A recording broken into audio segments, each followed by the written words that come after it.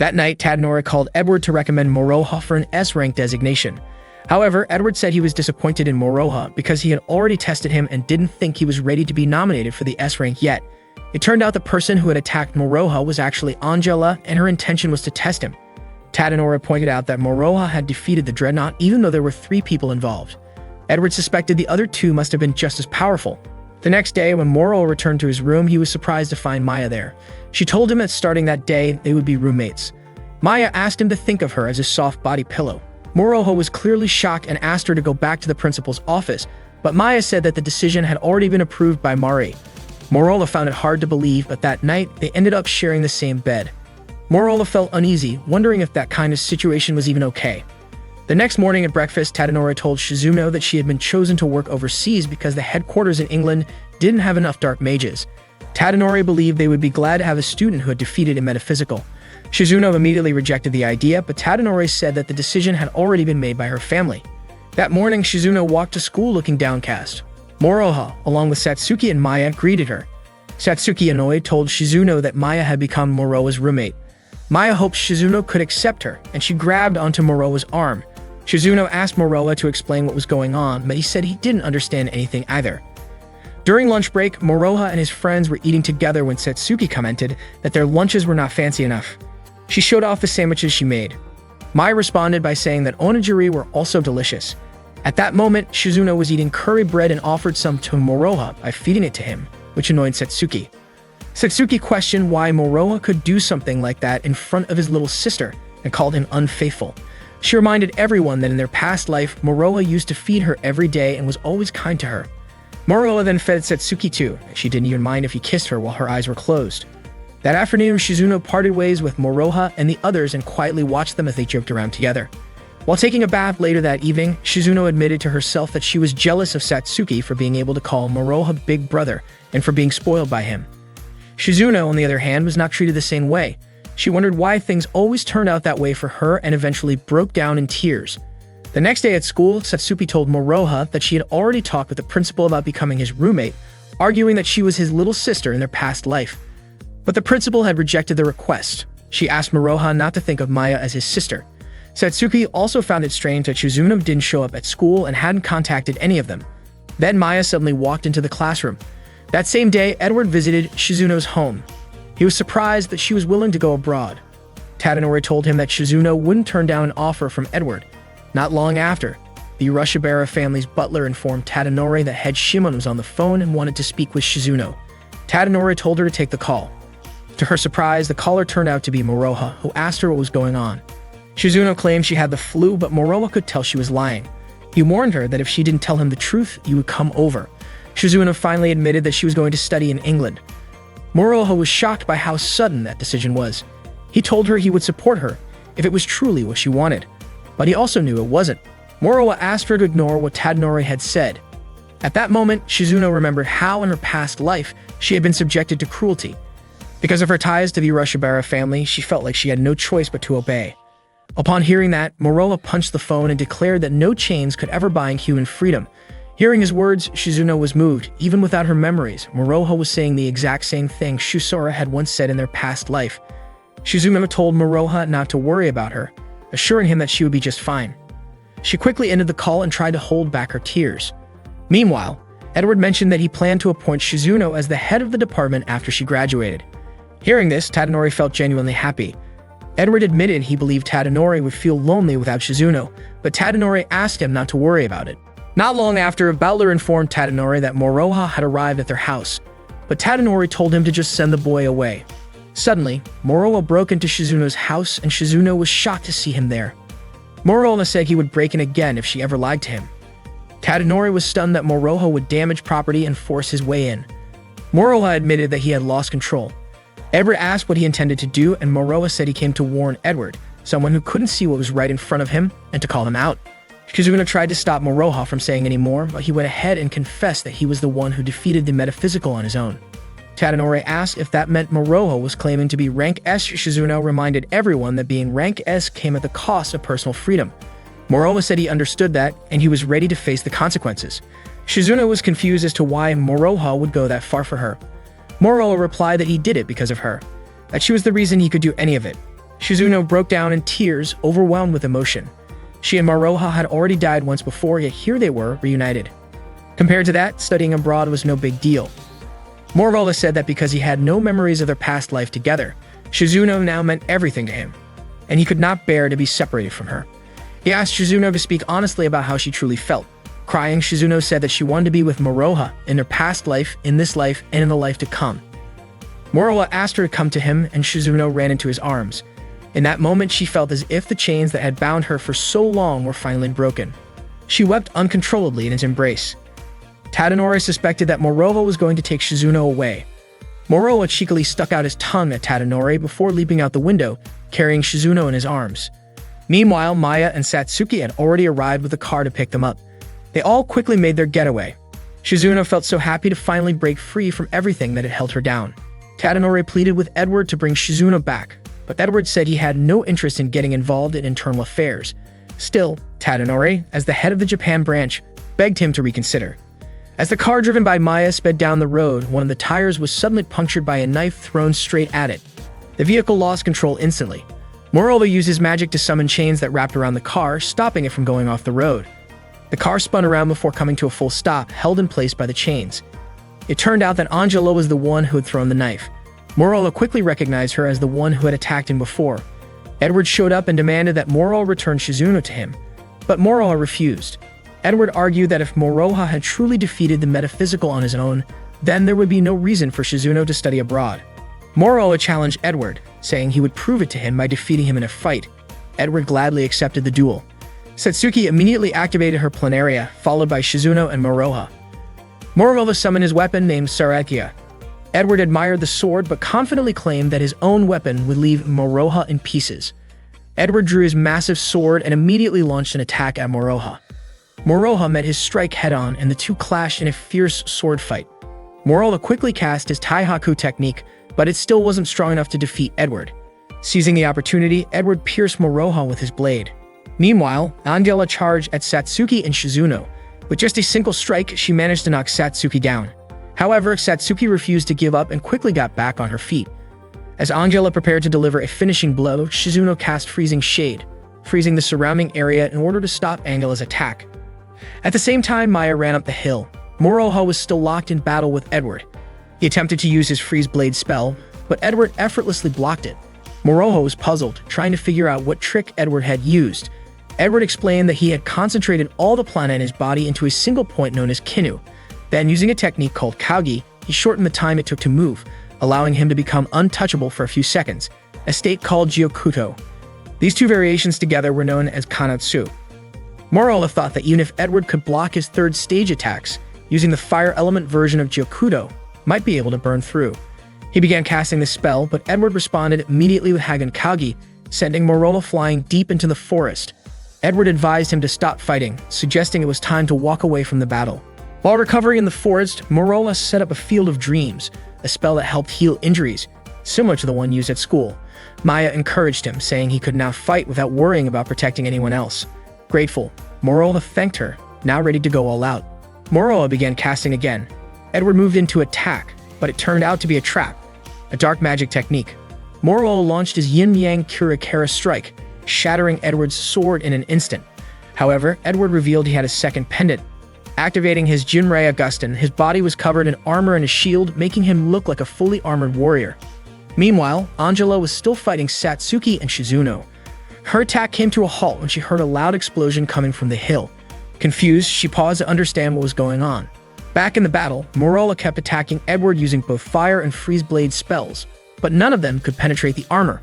Edward had become nearly invincible, blocking all of Moroha's sword swings with ease. Moroha attacked from every direction, but it still wasn't enough to bring him down. Eventually, Moroha managed to crack the helmet protecting Edward's head. Edward complimented him, impressed by his strength. Edward then chased after Moroha, trying to land a decisive hit. Moroha dodged, trying to think of a strategy to finally defeat him. That's when memories of his past life with Shizuno came rushing back, remembering how he had once saved her from slavery and how she had chosen to stay by his side even when the whole world turned against them. Shizuno, it turned out, had been his wife in the previous life. With that memory, Moroha recalled how to use the Decrete's Weight technique. He leaped into the air and began chanting the 8th stage of dark magic. Edward was thrilled, looking forward to the moment of glory. Angela was shocked to learn that someone besides the Russian prince could wield such a spell. Shizuno, on the other hand, was confident the battle wasn't over. Moroha was casting a forbidden incantation. As Moroha completed the spell, a white dragon appeared and began to freeze the area around them. Edward called Moroha a captured monster and claimed that he must be the 7th S-rank comrade. For the first time, Angela genuinely worried about Edward's safety. That night, Moroha and his friends were gathered at Mary's house. Satsuki was curious why Moroha hadn't finished off Edward during the fight. Moroha admitted that his only goal had been to freeze Edward in place so he couldn't move, even though Maya had hoped he would avenge her car from earlier that afternoon. Moroha explained that he had attacked Edward countless times and all he managed was to dent his armor a little, and he still had no idea how to actually beat him. Mary asked how Satsuki's injuries were and Maya said she was nearly done healing her. Moroha then asked if Shizuno was alright and Shizuno said that Satsuki had protected her. Moroha felt grateful for how things had turned out. Not long after, the doorbell at Mary's house rang. It turned out Edward had come to visit. Moroha and Shizuno immediately went to meet him. Edward explained that he wasn't going to do anything rash since he and Moroha were both knights. He acknowledged Moroha's victory and shared that he had cancelled Shizuno's transfer. Edward said he came only to ask one thing. Why didn't Moroha dodge his punch back at the cafe? Moroha answered that he knew Edward never intended to actually kill him. Curious, Edward asked how Moroha could be so sure. Moroha explained that he could see through his opponent's intentions. Edward laughed and said Moroha was full of surprises. As the head of the British branch, Edward announced that he would be nominating Moroha for S-rank status. That night, Shizuno shared that Tadanori had told her Moroha would eventually be sent to the headquarters of the White Knight organization. Moroha responded that he actually preferred that over being far away from her. Then Moroha asked whether Shizuno was truly a netherworld sorceress. Shizuno admitted that she wasn't sure. She said she wasn't pretending, she simply couldn't express it the same way Satsuki could. What she really wanted was for Moroha to remember her. In their past life, Moroha had set Shizuno free because to him, no chain in that world could bind a person's freedom. Shizuno said that because Moroha was the one who freed her, he now had a responsibility to stay with her. She hoped he wouldn't let go, not until death and even beyond into the next life. Shizuno hugged Moroha and told him that he was the one who had bound her, both in their past life and in the present. To her, that bond was Moroha's way of making things right. Almost a month after the Edward incident, Akan Academy was finally entering summer vacation. Jin announced that the summer camp would be held on a small island in Yamaguchi Prefecture. Satsuki had no idea what they were supposed to do during the camp. Suddenly, one of the students, Takiko, who served as vice captain, lightly touched Moroha's back and asked him to go shopping for swimsuits with her after school. She insisted on picking out a snub boomerang-style swimsuit for him, which completely caught him off guard. Jin encouraged everyone to treat the summer camp like a fun party, but also reminded them not to do anything inappropriate. That day, Satsuki went to a shopping mall to look for an eye-catching swimsuit, hoping to outshine both Shizuno and Takiko in getting Moroha's attention. Meanwhile, Tadanori had arranged for a professional designer and stylist to help Shizuno choose a perfect and flattering swimsuit since she would be spending time with Moroha at the beach. However, Tadanori crossed the line by pushing Shizuno to act provocatively around Moroha, leaving her feeling resigned to going along with it. Elsewhere, Moroha was stopped by a swimwear shop, where he ran into his upperclassman, Haruka, who was trying on swimsuits. Moroha commented that the bikini Haruka had picked really suited her. Haruka blushed and called him cheeky. She wasn't sure if a girl with a smaller figure like hers could pull off a bikini, but Moroha reassured her that she could. He thought she looked cute. Embarrassed, Haruka called him a liar and said people often mistook her for a boy when she was younger. She quickly turned away and hid in the changing room. The day of the summer camp finally arrived. The students gathered together as Mary began chanting a spell to open a temporary transport gate. This magic was valuable as it could only be used once per day. Shortly after, everyone was transported to the beach. Satsuki was so excited that she immediately jumped into the ocean. But suddenly, she let out a scream that startled both Moroha and Shizuno. It turned out the waves had pulled at her swimsuit. She called out to Moroha for help. A short while later, Maya showed up and teased them for having fun without her. Haruka also arrived wearing a white shirt over her outfit. Moroha commented that it seemed like buying a new swimsuit was pointless if she was going to keep it covered. Haruka blushed in response. Satsuki, curious, asked how Moroha knew about the new swimsuit. Instead of answering, he told Satsuki to cover up her chest, which was a little exposed. Shizuno urged him to explain himself. Haruka was about to speak up when Yuisuke playfully touched her back, causing her to accidentally lift her shirt and reveal the bikini underneath. Yuisuke remarked that Haruka had made an effort for someone special, so that person should at least get to see it. Moroha said the bikini looked great on her. Suddenly, Tokiko grabbed Moreau's back, surprising him once again. Soon after, Sophia appeared wearing a bold and fashionable bikini that turned heads. Uesuke asked why Tokiko wasn't wearing a swimsuit. Frustrated, Tokiko explained that Jin had forbidden her from wearing anything too revealing, even though she really wanted Moroha to notice her. Upset, she again squeezed Moroha's back and called Captain Jin stubborn, clueless, and antisocial, claiming he was getting in the way of her feelings for Moroha. Just then, Jin showed up and pressed down on Tokiko's head in a light reprimand. She quickly tried to walk back what she had said. Jin then called everyone together to begin their training.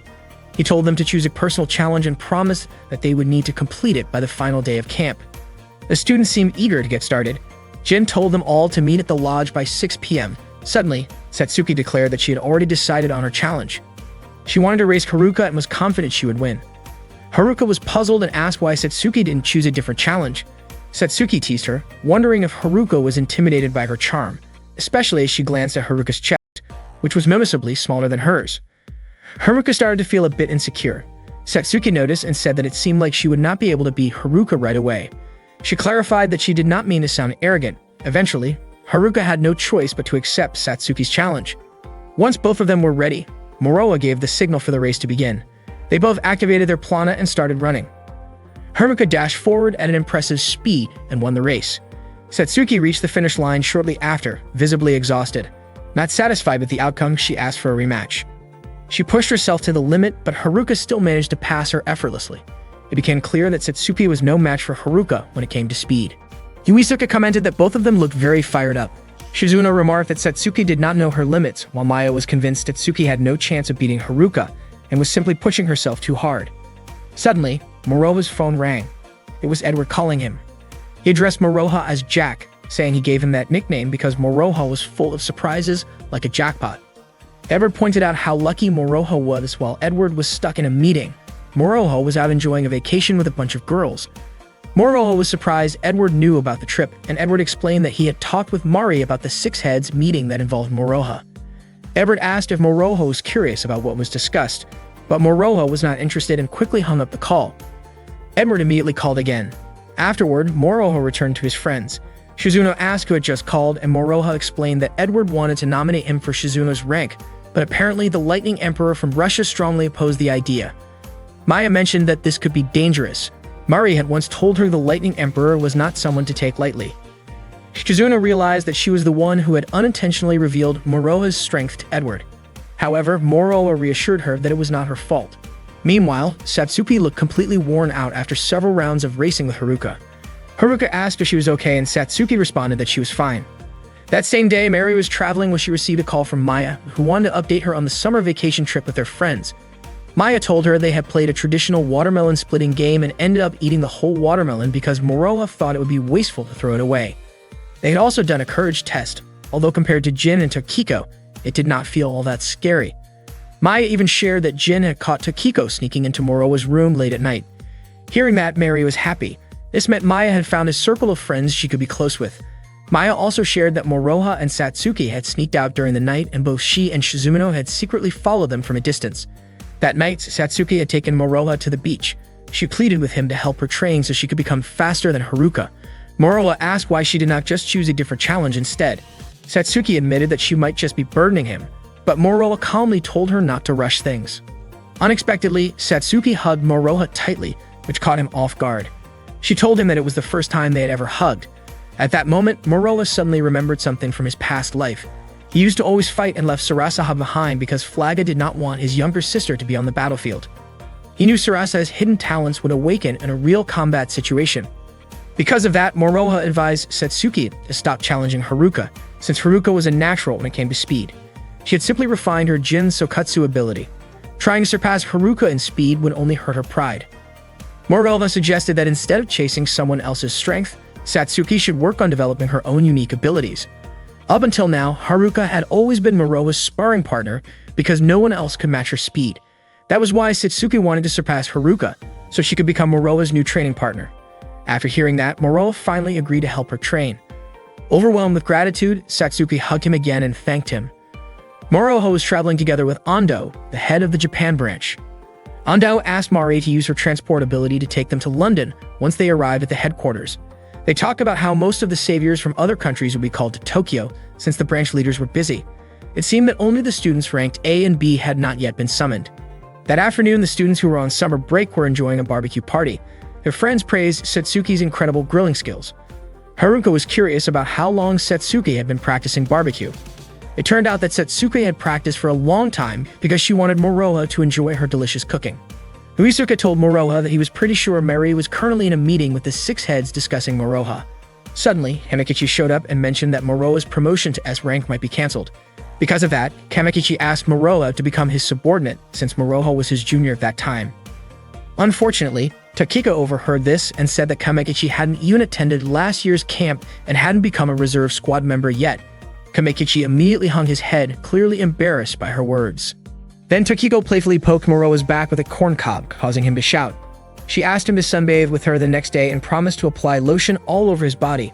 Satsuki was surprised and asked if Takiko was planning to have Moroha apply sunscreen on her. Takiko said that applying sunscreen was outdated and what she really wanted was a lotion for skincare and maturity. Hearing this, Satsuki, Haruka, and Maya were all shocked. Moroha wondered what exactly was going through Takiko's mind. Takiko poked Moroha again, this time on his lower back with a corn cob. She admitted that she had been thinking about mischievous things. She continued teasing Moroha, saying she wanted healthy and strong muscles. Then Takiko sat down on Moroha and said his lower back muscles were high quality. She moved gently while murmuring playful and teasing words. Fortunately, Jin arrived shortly after and grabbed Takiko's head, telling her to stop teasing Moroha. Takiko cried out in surprise and discomfort. Jin informed everyone that they would have discipline training the next day, so he asked everyone to give their best effort. Takiko complained that her head hurt as if it was about to split open. Sophia then teased her intentionally by joking that maybe her lower back muscles were sore. That night, Satsuki was accompanied by Moroha as they practiced running on the surface of the water. Moroha mentioned that Haruka could run hundreds of meters across the water without stopping. He advised Satsuki to act naturally by strengthening her determination and calming her mind. Satsuki tried again, but she fell. The training was still not enough for her because she wanted to be by Moroha's side. At that moment, Maya and Shizuno were watching from a distance. Shizuno decided to let Satsuki continue until she realized that her efforts might be in vain. Satsuki looked exhausted and Moroha encouraged her. She admitted to feeling something strange from the sea, but Moroha did not sense anything unusual. Satsuki guessed it was probably because she was shivering from the cold, so Moroha suggested they end their practice. The summer camp was only 2 days away, and that night the students held a fireworks celebration together. Maya really loved fireworks. It turned out that she had once been very scared because she didn't know which version of herself was real, the one from the past or the one in the present.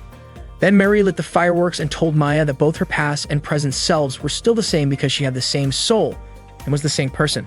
Suddenly, Kamikichi appeared and asked everyone not to light fireworks without him. Takiko immediately sat on Moroha's lap, while Satsuki shot fireworks at Kamikichi. Takiko's conversation became too inappropriate, prompting Uesuki to reprimand her. Kamikichi jumped into the sea because his pants had caught fire. Satsuki then attacked Takiko with fireworks, but her attack missed, so Tokiko chased after all of them. The fireworks supply started running low, so Kamikichi asked Moroha to go get more. While Moroha was walking, he met Shizuno dressed in a yukata. It turned out that Shizuno had insisted he dress properly as well. Moroha wanted to leave to get the fireworks, but Shizuno stopped him, saying that it was the perfect time for the two of them to be alone together. To make things more awkward, Shizuno admitted she wasn't wearing underwear under the yukata. At first, Moroha refused, but eventually he found a quiet spot for them to sit together. He apologized for not having much time to spend with Shizuno. She realized then that the camp was actually quite enjoyable. Moroha even said he wanted to bring his family camping sometime, and Shizuno expressed that she wanted Moroha to bring her along because she wanted to be introduced to his family. Moroha was surprised to hear that. Moroha and Shizuno enjoyed watching the scattered fireworks. Tomorrow would be the last day of the camp, and they wanted to make the most of it by having fun. As the night grew deeper, the atmosphere became livelier with the bursts of fireworks. Shizuno leaned on Moroha's shoulder. The fireworks shone brightly at night before burning out, as if the days of summer were passing by too quickly. That day, the six heads held a meeting to discuss the proposal of promoting Moroha to S rank. Edward asked everyone to share their opinions on the matter. Vasilisa, the head of the Russian branch, opposed the idea. Charles, who represented France, agreed with Vasilisa. On the other hand, Ando, the head of the Japanese branch, supported the proposal, saying that Moroha clearly had talent. Jixin, the representative from China, chose not to comment. Meanwhile, Arlene from the United States asked for data to measure Moroha's abilities. Edward responded by saying that Moroha was incredibly strong. He had defeated a 9-headed metaphysical in an instant and left no trace behind. However, Vasilisa dismissed that as nothing more than an exaggerated tale. Charles questioned why Edward expected them to accept everything without any solid evidence, and Arlene expressed her disagreement as well. While the meeting was still in progress, Ondo suddenly sensed something. It turned out that a metaphysical was approaching. Sure enough, it emerged from the sea, a massive creature with crab-like pincers. Security forces monitored its movements from a helicopter. The metaphysical was reported to be 300 meters long. It was even more dangerous than a dreadnought class, and after a quick assessment, it was classified as a fortress class. Students watched its movement through the monitors, and at that moment, the fortress was in Japanese waters, heading south.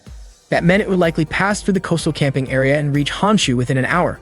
If the fortress-class metaphysical were to make landfall, the result would be catastrophic. Haruka asked when reinforcements would arrive, but Jin revealed that the Japanese HQ had ordered a retreat. They were not allowed to engage without direct orders from Japan's leadership. At the time, Mary and the other 6 heads members were still in the UK.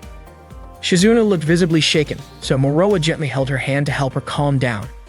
Maya reassured everyone by saying that Mary's transportal would bring Ondo back quickly. Jin was confident the 6 heads would reach a decision soon. Satsuki asked if the students were really expected to obey the 6 heads' orders. Jin explained that the orders were absolute, and as the unit commander, he couldn't lead them into a pointless battle. Shortly after, a helicopter launched an attack at the fortress's leg. The students continued to monitor the situation, but still didn't know whether the creature was intelligent or just aggressive. Jin urged everyone to start packing and follow the evacuation order with the island residents. At that moment, Kamikichi complained about a stomachache and needed to see a doctor. Some students quickly got ready to leave, but Moroha instead invited Satsuki and Shizuno to prepare for a fight against the fortress. Meanwhile, Vasilisa laughed at Ondo's opinion and told him not to move an inch from his seat. Arlene, confused by what she heard, couldn't understand why they were discussing something so irrational. She certainly didn't believe a group of strikers could take on a fortress class without the 6 heads on the front lines. Vasilisa closed Arlene's laptop and said that if there truly was an S-rank man over there, then there should be no problem. So there was no need for Ondo to return to Japan. Charles agreed and swiftly put Ondo to sleep using a neutralizing technique. Soon enough, Ondo fell into a deep slumber. At that point, Edward hoped Moroha would make the right decision in facing the fortress. The island residents were already being evacuated to safer locations. Moroha, together with Satsuki, Shizuno, and Maya, decided to stand up against the fortress. Moroha asked Maya if she was truly willing to join them. Maya said she wanted to be her source of strength. Both Shizuno and Satsuki clearly had no intention of running away from the metaphysical. Not long after, Jin approached the group, surprising Moroha since Jin had previously insisted on retreating. Jin explained that he was there not as a captain or an officer, but simply as Jin. He repeated the words Moroha once said. How could they call themselves Swords of Salvation if they couldn't even protect 2 girls? That question had stuck with him deeply. It turned out Jin wasn't the only one. Other students also came to join them, asking for permission to fight alongside Moroha. As usual, Tokiko playfully grabbed the back of Moroha and joked that his backside was her reason for joining the battle. Uizuki asked Jin for a final answer, but Jin insisted he was no longer acting as a captain. Tokiko told him to drop the formal attitude and just be himself. The group united in spirit, shouting out the rally cry of the Swords of Salvation in perfect sync. Not long after, the harbor sirens began to sound. They were intentionally triggered to lure the target, which was likely to react to the loud noises from the ships and helicopter rotors. The strikers quickly formed into formation. As the massive fortress approached, its overwhelming size intimidated several female students, but Tokiko arrived and suddenly grabbed their chests. The first step in their strategy was to draw the target using the sirens, while the Black Mage unit would deploy a magical barrier and launch an attack from the left. This would drive the target toward the harbor. The fortress looked like a moving island due to its enormous size. Meanwhile, the Shirogane unit focused on supporting the Black Mage unit, and Haruka used her incredible speed to deliver messages between the forces. Once the fortress stopped moving, they would attack from 2 directions, left and front. Jin was in charge of attacking from the left, while Moroha was tasked with handling the front, which was the most dangerous zone. Moroha accepted the role without hesitation. As the fortress drew closer to the harbor, it caused huge waves along the coast and disrupted the local power grid. When the fortress came to a halt, Maya noted that at this rate, they wouldn't be able to surround it. Suddenly, a series of fireworks exploded in the sky. It was Kamikichi, known for his love of celebrations, who had fired them. He launched fireworks directly at the fortress, catching its attention. Moroha was baffled by what Kamikichi was doing. The fortress began moving toward Kamikichi. Its terrifying face caused Kamikichi to panic and run, but the fireworks in his backpack kept going off, drawing the fortress after him. At that moment, Jin gave the signal to the others to begin executing their battle plan. Unfortunately, Takanaka started losing confidence in fighting the fortress. Takiko quickly reminded him that he was already standing on the battlefield. Without hesitation, she grabbed his chest and made it clear to everyone else that no one was allowed to back down. She then rallied her troops to begin the operation. Shizuna began chanting her dreadful blizzard spell and froze the fortress's right leg. The other mages followed suit, combining their magic attacks. Their combined power managed to break one of the fortress's right legs. The students were overjoyed, but it was far too early to celebrate. The fortress continued moving, using its two massive pincers to drag itself forward. Unexpectedly, several insect-like monsters emerged from its body. Uisuke explained that it made sense for a giant insect-type creature to carry other insects within it. That was where the Shiragang unit came in to protect the Black Mage unit. Uisuke activated his plana and drew his bow to attack the enemies. The fortress pressed forward toward the residential area. Jin also activated his plana and pulled out his massive sword. He viewed the fortress as a personal challenge at this camp, something that could push him to match Moroha's strength. He leaped and swung himself toward the body of the fortress. Earlier during a training match, Jin had asked Moroha how to become as strong as he was. Moroha had replied that it was all about determination. Fired up with resolve, Jin managed to pierce a hole through the fortress's body. At that point, Moroha saw that all of his friends were executing their roles according to the operation plan. He quickly turned on a large sound system to blast loud music and attract the fortress's attention. Then he activated his plana and summoned his Saratiga sword. Moroha ran toward the fortress, leaped into the air, and used Black Gehenna combined with the yin element of Kurikara to strike. The attack successfully shattered one of the fortress's pincers. The other pincer swung toward Moroha, but he blocked it with his sword. The insect monsters continued swarming out of the fortress's body and attacked the strikers. Uisuke and Satsuki fought them back with their weapons. These creatures had razor-sharp stingers. One of them almost hit Satsuki, but Uisuke stabbed it with his spear in the nick of time. Sophia fought fiercely against the attacking insects. Suddenly, one of the creatures aimed its stinger at a striker. Without hesitation, Satsuki jumped in and sliced it cleanly in two.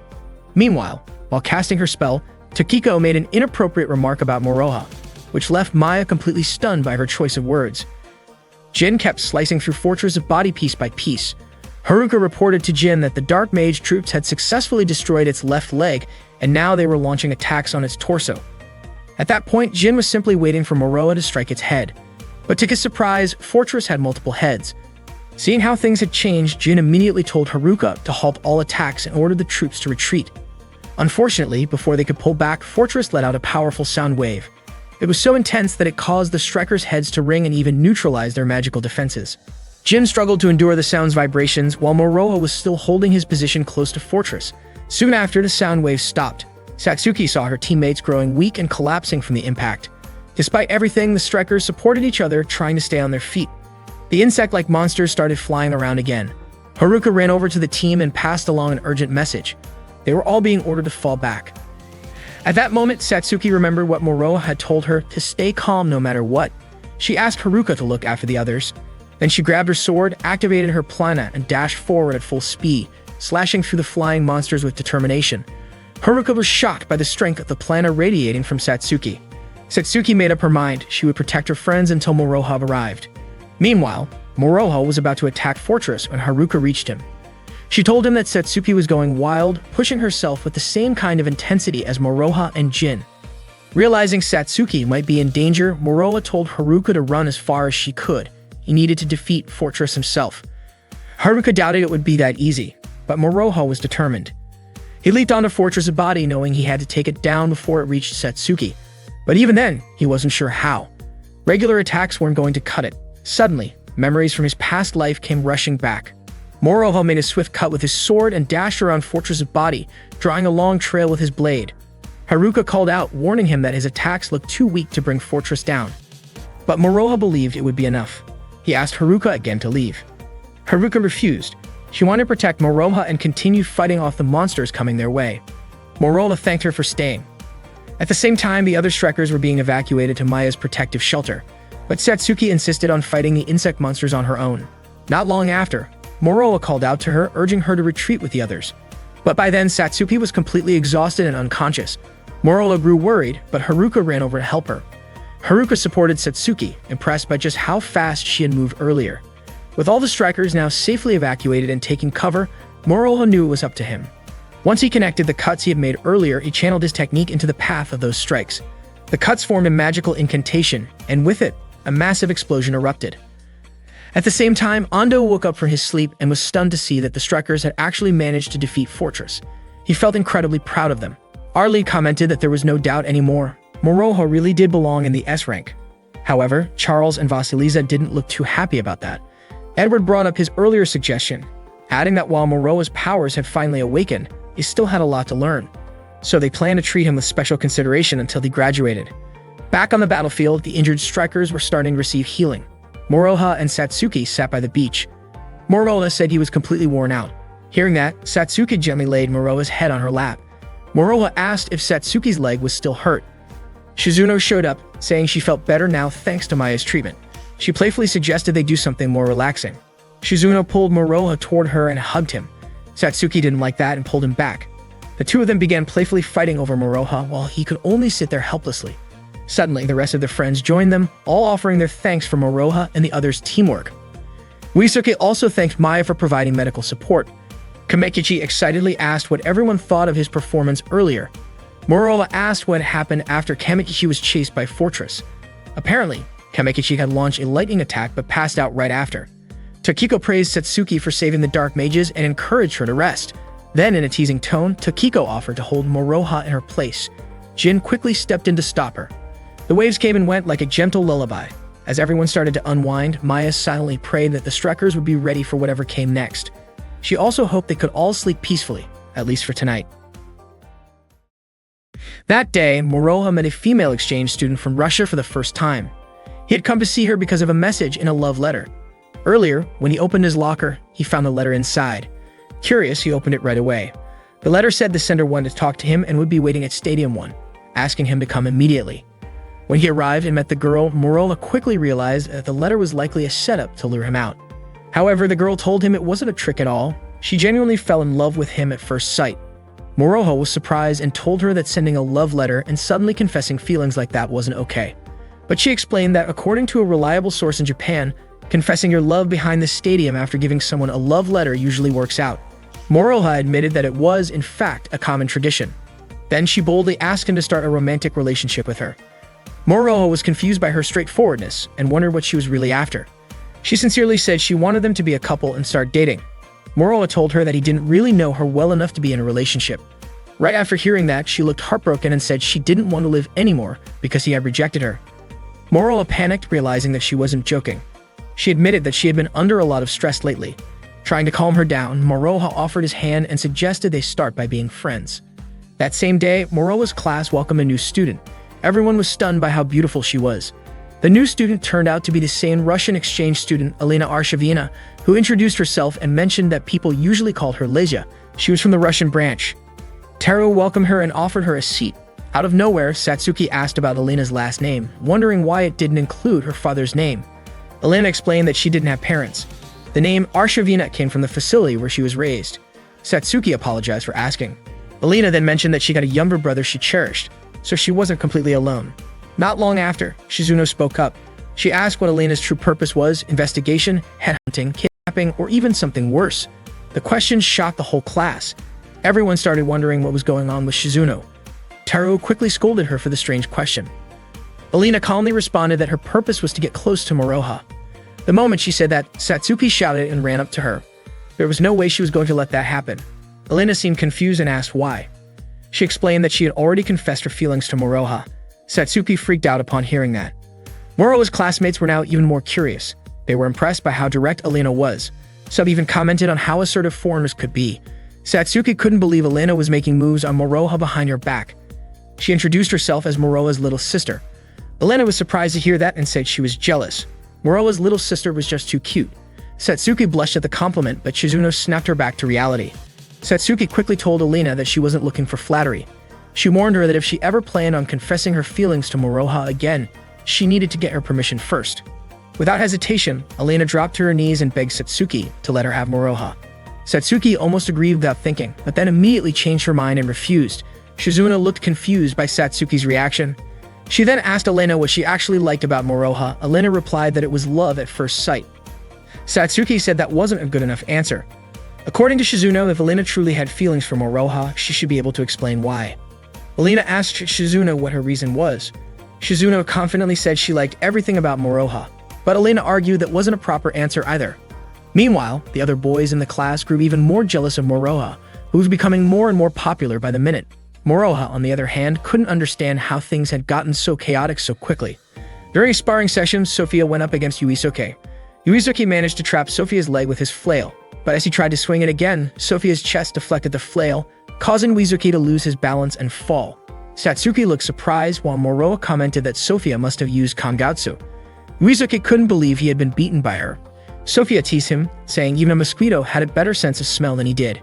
Satsuki praised Sophia for winning the match, but Kamikichi was confident that Yuisuke wouldn't go down that easily.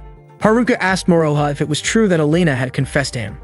Moroha was confused about how Haruka found out, but Maya said the entire school already knew. Mary smiled and commented that being young was truly wonderful. According to her, differences in nationality and ethnicity wouldn't matter at that age. She encouraged Moroha and the others to be good friends with Elena. At that moment, Shizuno looked visibly displeased while Elena was seen watching them from a distance. Suddenly, Yuisuke triggered a trap in an attempt to counter Sophia. His move used a light-based technique called Kaikoku. Kamikichi cheered Yuisuke on. Sophia acknowledged that the trap was well crafted. She threw up her sword and used her Plana ability to shield herself as she calmly walked through the trap's range. Yuisuke pleaded with her to stop. Sophia initially thought Yuisuke was upset because he had failed to defeat her. However, she quickly realized that the trap had accidentally torn through her clothes. She looked down and noticed that she was completely exposed. Her classmates instinctively turned away or tried to shield her from view. Sophia quickly covered her chest and called Yuisuke a pervert. Then, in a reflex, she slapped him so hard that he was sent flying. Right then, Takiko showed up and without warning, groped Sophia's chest. Sophia was too stunned to react and simply froze. Takiko made a playful remark comparing Sophia to an actress from an adult-themed show. A few seconds later, Jin forcefully pulled Takiko away by the head, making her cry out in pain. Later that day after school, Elena approached Moroha. Satsuki immediately clung to Moroha's arm and asked Elena what business she had with him. Shizuno was confused as to why Elena had waited for Moroha. Then Elena, with total confidence, asked Moroha to go on a date with her the next day. Satsuki and Shizuno were both shocked to hear that. The next day, Moroha showed up at the meeting spot. It turned out that right after Elena's invitation, Satsuki had stepped in and insisted that if Elena was planning to go on a full-day date with him, then she and the others would tag along. Shizuno chose not to join because she had other plans and left on her own. Satsuki declared that she would protect Moroha. Meanwhile, Elena stated she wanted to prove she was the one most deserving to be Moroha's girlfriend. That comment made Satsuki extremely upset. So, Moroha waited alone until Elena finally arrived. She showed up wearing a cat-made outfit, something that was definitely eye-catching and drew attention from everyone nearby. She admitted she was late because she had trouble getting dressed by herself. Moroha asked why she was even wearing cat ears. Elena's face turned bright red from embarrassment. She asked if her outfit looked weird to Japanese people. Moroha didn't deny it. Feeling humiliated, Elena became flustered and admitted she was so stressed out she felt like disappearing. She was confused because she thought Japanese guys liked girls who dressed like that. She realized she had just embarrassed herself. Moroha asked where she even heard that kind of thing. Elena said she had been studying Japanese culture from a source she believed was reliable, just to become the kind of girl Moroha would like. Soon after, Satsuki called Moroha to let him know she couldn't make it to the date because she had to fill in and cook for some people. Moroha then told Elena that it would just be the two of them today. As they walked around, Elena clung tightly to his arm, which attracted a lot of attention. At one point, they stopped in front of a McDonald's restaurant. Elena admitted that she had never tried the food there before. Moroha invited Elena to enjoy some food together. She ate heartily, saying the taste was unfamiliar but really delicious. McDonald's was actually a popular fast food chain in Russia, but since she was always busy, she never had the chance to try it before. Curious, Moroha asked what the Russian branch of the academy was like. Elena explained that there wasn't really a school over there. In Russia, saviors were trained through military programs with intense training and earlier deployment into battle. Moroha told her he would love to take her out again sometime, hoping to show her some famous places. Elena then asked if he ever suspected that she might be an assassin from Russia. Moroha calmly asked if she was planning to kill him. Elena admitted that she had no such intention. She mentioned that Moroha reminded her of someone she used to know, someone very strict. It turned out she was talking about Edward, which caught Moroha completely off guard. That day, Shizuno had already called Angela twice for help. Angela seemed annoyed and jokingly called Shizuno troublemaker. Shizuno subtly hinted that the investigation would be difficult to proceed without support from her family, which eventually convinced Angela to help her out. Meanwhile, Moroha was taken by surprise when Elena suddenly kissed him while they were taking a photo together in a photo booth. Elena thought it was normal because, based on what she heard, people in Japan often pose like that in photo booth pictures. After that, they tried out other games. Morova invited her to play the claw machine, knowing the game was usually rigged to make it hard for players to win. But he managed to prove otherwise by winning a stuffed toy, which he happily gave to Elena as a gift, especially since she seemed to really want it. After spending some time at the arcade, the two of them went to see a movie about witches. During the movie, Elena unexpectedly sat on Morova's lap. Morova gently moved her to the seat beside him. She held his hand and rested her head on his shoulder, making him blush from surprise. Not quite knowing how to react, Morova stayed still. Elsewhere, Shizuno was asking Angela for any clues related to Elena. Hearing the name, Angela remembered something unsettling. Elena had once taken someone's life. Angela described her as dangerously unpredictable. Once the movie ended, Morova took Elena to a nearby park to relax. He bought her a drink, and while they sat together, he noticed a father and son playing catch nearby. It brought back memories of when he used to play catch with his uncle. Elena asked him why he didn't play with his father instead. Morova explained that his father had passed away when he was little, and so had his mother. He said that both of them had something in common. They had lost their parents. Still, Morova was grateful to have his uncle and aunt, and Elena still had her younger brother. Morova expressed his wish to meet Elena's brother someday, and Elena also said she'd love to meet Morova's uncle and aunt. Later that night, a bird flew into Elena's room. The bird, named Kondrat, praised her for doing a good job. He acknowledged that Morova was a strong individual and told Elena to observe and find his weaknesses. Elena replied that family seemed to be Morova's soft spot. Kondrat then advised her to stay close to him and win his trust, as this could potentially turn into a vulnerability. He added that he would write a letter to the Thunder King to make arrangements so Elena could spend time with her little brother if the mission succeeded. Elena thanked Kondrat sincerely for that. The next day at school, Elena found a letter in her locker. The sender had written a message asking to meet her. That evening, Elena went to meet the person behind the note, and it turned out to be Shizuno. Shizuno had purposely written the letter to challenge her to a duel. Elena asked if Shizuno seriously intended to fight her. Shizuno admitted it and said she already knew that Elena was known as the Manager, the trusted enforcer of the Thunder Queen and a savior with a dark past. Shizuno made it clear she wouldn't allow Elena to get close to Morova. Without wasting time, Shizuno activated her plana and summoned her magic staff. She then chanted a spell and cast Freezing Shade. Elena dodged the attack. It had no effect on her. Shizuno tried again, but surprisingly, Elena evaded it once more. She jumped into the air and threw a knife toward Shizuno.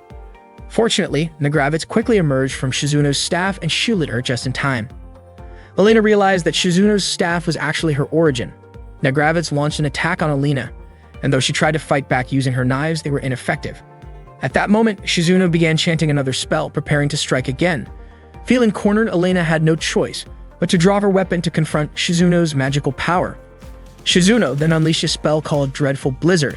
Elena met the attack head-on with her massive sword. Shizuno was shocked to see Elena absorb her spell so effortlessly. At that point, Elena thought to herself that if she were to die here, her younger brother would be left without a future. Motivated by that thought, Elena charged forward to fight back.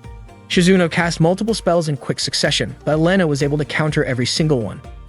Nagravitz flew into the air and launched a fierce strike, but Elena easily blocked it. She leaped upward and drove her sword into Nagravitz, destroying it completely. Shizuno couldn't believe how powerful Elena's demon sword, Replazant, really was. Elena pointed her blade at Shizuno's neck. She demanded that Shizuno swear not to tell anyone what had happened and to stop interfering with her relationship with Morova. Shizuno calmly asked what would happen if she refused. Elena warned her without hesitation she wouldn't think twice about making her disappear entirely. Hearing that, Shizuno responded by calling her the Mad Dog from Russia. In response, Elena slashed Shizuno's leg. She even threatened to leave a deep permanent scar on Shizuno's face to make sure she could never face Morova again. But Shizuno showed no fear. She said she was sure Morova would never hate her just because of a scar. Elena was taken aback by her words. Moments later, Taro arrived and scolded them both. Elena quickly fled the scene. Although her heart was as dark and hardened as obsidian, Shizuno could still sense the uncertainty Elena was carrying inside.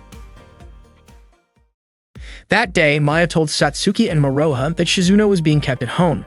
Satsuki was confused, wondering what Shizuno had done. It turned out Elena was also absent from school that day. Satsuki decided she would visit them after school. After school, Morova went to Shizuno's house to check on her. Seeing Shizuno's bandaged leg, he asked what had happened. Shizuno told him not to worry about it and instead asked if he had heard about the Manager. She explained that it was a killer sword user who drains both Plana and Mana, and that the attack came from the Russian branch. Apparently, Edward had also been injured before. Shizuno warned Morova to be careful because Elena was the Manager. Morova found it hard to believe that Elena was a killer, but Shizuno assured him that she had confirmed it herself the day before. She explained that she had gone into battle without telling Moroha, fully aware that he might not forgive her. Still, she believed she had done the right thing. Moroha asked her not to bring it up again. He hugged her, grateful that she was safe. He told her to take good care of herself because he didn't want anything bad to happen to her. Shizuno apologized to him. Moroha couldn't believe Elena would do something so cruel. Meanwhile, Elena was dreaming about her younger brother when Kondrat's voice suddenly woke her up. Kondrat, currently taking the form of a cat, climbed onto Elena's body to wake her. He mentioned that Moroha might have already figured out Elena's true identity. Kondrat wondered why Elena didn't just eliminate Shizuno, especially since Elena wanted to complete her mission and live a peaceful life with her brother. Elena understood that, but before she could say more, the doorbell rang. She quickly picked up Kondrat and stepped outside, not wanting Moroha to see him. It would be too dangerous. Elena chose not to open the front door and stayed hidden behind it. But to her surprise, Satsuki opened the window and spotted her from inside. Moroha scolded Satsuki for peeking through the window, telling her it was an invasion of privacy. Still, both Satsuki and Moroha entered the house. Satsuki decided to cook something for Elena. Moroha noticed a wound on Elena's leg and identified it as an injury caused by dark ice magic with a curse added to it. He helped treat the injury, surprised that Shizuno could do something so harsh. He told Elena that he would take responsibility and help heal her. Elena admitted that she had never seen a dark magic user use that kind of spell on her before. Soon after, Satsuki brought out the risotto she had made. Moroha offered to feed Elena, but Satsuki refused to let him feed another girl in front of her. Elena grew curious and asked if Moroha and Satsuki were real siblings. Moroha explained that they were siblings in a past life. Elena was surprised they had reincarnated at the same age, and Satsuki called it a miracle of love.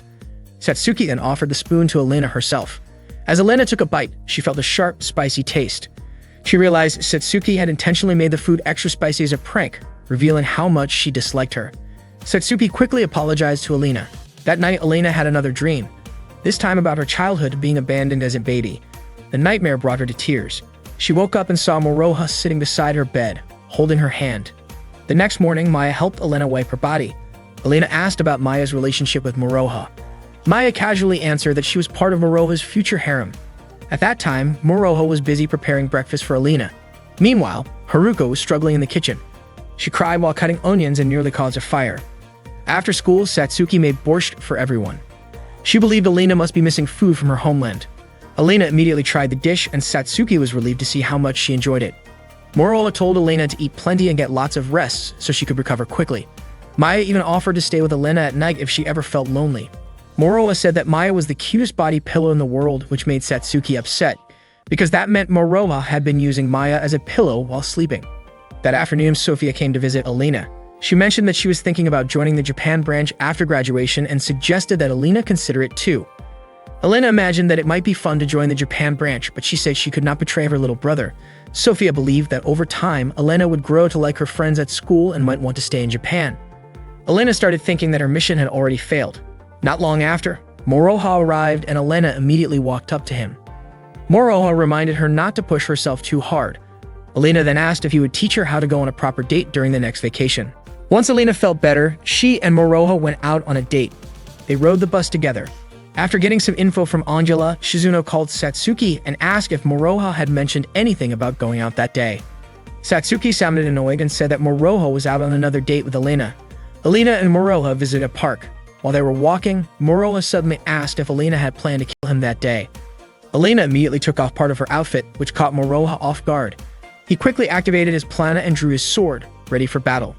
Elena confessed that she was a man-eater, and with a single swing of her demonic blade, she could eliminate anyone who stood against Russia. Moroha had not expected that Elena truly intended to kill him. A short while later, Satsuki and Shizuno arrived at the park. Shizuno told Moroha the truth about Elena, but Satsuki was not ready to believe that Elena was an assassin. Shizuno suggested they talk about it later because Satsuki needed to catch up quickly. To their surprise, Sophia was also at the park. She blocked their path, saying she would not let them through. Shizuno suspected that Sophia, who came from the US branch, wanted Moroha to defeat Elena. Satsuki told Shizuno to go after Moroha while she handled Sophia. When Sophia tried to stop Shizuno, Satsuki stepped in and challenged her to a duel. Meanwhile, Elena and Moroha were already fighting. Elena charged at Moroha with fierce strikes, leaving him with no choice but to stay on the defensive. He realized how strong she was. Her blade could even absorb plana. Moroha was knocked back and launched his Surenyuk Ishi attack, but Elena blocked it effortlessly. He then understood just how powerful her demonic sword really was. Alina kept attacking, leaping in and slashing so fast that Moroha struggled to block. He knew he could not keep defending forever if he wanted to win. Moroha decided to use his Gorakitsu technique and tried to land a series of powerful strikes, but his prana was quickly drained, completely absorbed by Alina's weapon. Moroha was shocked that she could absorb his prana even without their swords touching. While he was slightly distracted, Alina kicked him in the chest. Moroha asked why she had not finished him off, even though eliminating him was her mission. At the same time, Satsuki was fighting Sophia. One of Satsuki's sword strikes tore Sophia's outfit. Sophia praised her, admitting that Satsuki had improved a lot over the summer. Satsuki said it was because she had been training seriously. Hearing that, Sophia drew her weapon, ready to fight at full strength. Back at the park, the battle between Moroha and Alina continued, now even taking place along a roller coaster track. Moroha kept blocking her attacks but could not find a way to counter. Alina was confused by how different Moroha was compared to other Shirogane, who usually relied heavily on prana for sword techniques. Moroha said that maybe his way never really works, so he had to rely on effort alone. Just then, memories from Moroha's past life came flooding back. He remembered a time when he fought alone against soldiers and managed to grow stronger because of it. At that moment, Alina launched another attack on Moroha with incredible speed. However, Moroha wasn't fooled by her afterimage and struck her body directly with his sword. Meanwhile, Satsuki was struggling to keep up with Sophia. It turned out that in her past life, Sophia had never been able to find a weapon that truly matched her abilities. Satsuki was stunned, wondering just how much prana Sophia actually possessed. Sophia relentlessly pressed her attacks, insisting that Satsuki had the potential to fight back. Just then, Satsuki remembered Moroha's words. He had told her to strengthen her resolve and calm her mind. That was when she finally managed to block Sophia's weapon using Kangatsu. In an instant, Sophia's weapon shattered. Admitting defeat, Sophia confessed she couldn't fight without her sword. She acknowledged Satsuki's strength and embraced her tightly, which nearly left Satsuki gasping for air. Back with Moroha, Alina still hadn't managed to defeat him. Her sword was knocked clean out of her hands. Moroha told her that no matter how many times she tried, the outcome would always be the same. But Alina rose to her feet again, determined to kill him. She lunged with her sword, but once again fell. Moroha then asked if she was doing all this for her younger brother. Was she being forced to kill Moroha to save him? Alina didn't deny it. Moroha reached out his hand to help her up. He said he wanted to rescue her little brother from the Thunder Queen, and if he succeeded, Alina would be free. But Alina insisted that was impossible. Moroha shared that he had been unable to save his own parents, and he didn't want Alina to go through the same pain. He made a promise. He would save her younger brother. Alina started to cry, deeply moved by Moroha's words and his willingness to help her and her brother. Just then, Shizuno appeared and gently suggested that they stop fighting. She revealed something shocking. Alina didn't actually have a younger brother. According to the head of the agency, Shizuno had learned that Alina had been abandoned during a snowstorm on the night she was born. She had always been alone. It didn't make sense for her to have a sibling. Alina, overwhelmed, told Shizuno to stop making things up. But Shizuno calmly asked if Alina could remember her brother's name. Could she recall his face or even his age? Alina was stunned. She realized she couldn't remember anything. Moments later, Conrad appeared in the form of a cat and confirmed that what Shizuno said was true. Alina asked where her brother was. Conrad explained that the younger brother was just a fabricated memory he had implanted in her mind. He remarked how annoying human fantasies could be. Just the thought of them had started to awaken Alina's awareness again, but she had spent years ignoring those doubts. Moroha was visibly frustrated by Conrad's words. Alina, now heartbroken, felt useless. She began to believe that maybe it would be better if she just disappeared. Moroha rushed to her side, but Conrad dismissed his efforts, saying it was pointless. Alina wouldn't listen to anyone now. Suddenly, Conrad's spirit entered Alina's body and took over. He immediately confronted Moroha, saying that a savior's body could be taken over if their mind was broken. From within Alina, Conrad challenged Moroha to fight once more. He believed that Moroha wouldn't be able to both defend himself and protect Shizuno at the same time. Conrad launched his attacks, but Moroha dodged them without fighting back. Conrad took pleasure in this, sure that Moroha couldn't bring himself to strike Alina. The battle intensified. Their swords clashed repeatedly. Conrad's demon blade absorbed Moroha's prana, and he was confident that the massive drain would finish him off. But Moroha dug deep and unleashed his full power, managing to destroy the demon blade completely. After that, he used a powerful tranquilizing technique to force Conrad's spirit out of Alina's body. At that moment, Alina's necklace shattered and her body went limp. Moroha quickly caught her to keep her from falling. He told her not to say she wanted to die because it was very heartbreaking. Moroha also said that if Alina didn't have a purpose to live for, then she could make him her reason to live because he wanted to be part of her family. Alina started crying and hugged Moroha tightly. That night, Conrad met with Vasilisa. He looked to be in pain, his eye wounded from Moroha's attack. Kondrat pleaded desperately, even holding onto Vasilisa's leg for support, but Vasilisa cruelly declared that she would not forgive failure. In an instant, she destroyed Kondrat with her magic. Vasilisa thought that Morona seemed to be only breaking the spirit residing inside Elena's mind. The next day, Elena was packing and getting ready to leave, but Moroha blocked her path. He already knew what she was about to do. Elena admitted she didn't want Moroha to get involved with her, but Moroha called her stubborn. They hugged and Elena thanked him, but then Moroha used his magic to make her unconscious. At that moment, Moroha called Edward. Edward asked why Moroha was calling him so unexpectedly. Moroha said he wanted to fight the Russian faction alone. Maya hoped that Elena's life would return to the right path and shine brightly like the sacred tiger's sword. That prayer became the driving force behind Moroha's fighting spirit. That night, the city of Vladivostok, Russia was very quiet. Bernard was driving his car across a bridge when he suddenly had to stop because someone was blocking the road. After thinking for a moment, Bernard got out of the car and asked who the person was. It turned out to be Moroha. Using a translator app on his phone, Moroha asked if Bernard was a messenger from Vladivostok. Bernard admitted it and asked Moroha to tell him his name. Moroha gave his full name and then asked where the Thunder Queen Vasilisa was. Bernard laughed and said he would prove his loyalty to the Thunder Queen Vasilisa. He then activated his plan and readied his weapon. Bernard swung his weapon at Moroha, but Moroha quickly dodged and jumped up. Shortly after, he remembered a technique he had used in his previous life.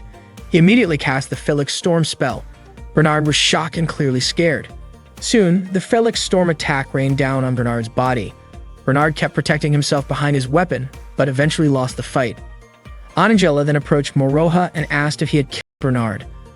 Moroha said he would not kill anyone in this war. Before heading to Russia, Moroha had been given a fake passport and visa prepared by Angela. Moroha praised Angela's skills from the English branch. Angela, however, wondered why she had to be so far away from Edward just to take care of Moroha.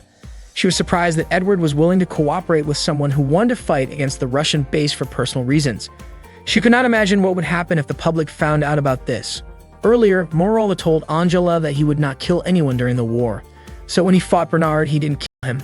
He only tied Bernard up and interrogated him about the whereabouts of the Thunder Queen Vasilisa.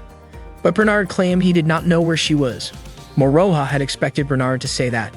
He then asked if Bernard didn't want to tell the Thunder Queen that Moroha had come to fight. Angela didn't understand what Moroha meant. After that, Moroha planned to talk to the leader of Chabarovsk.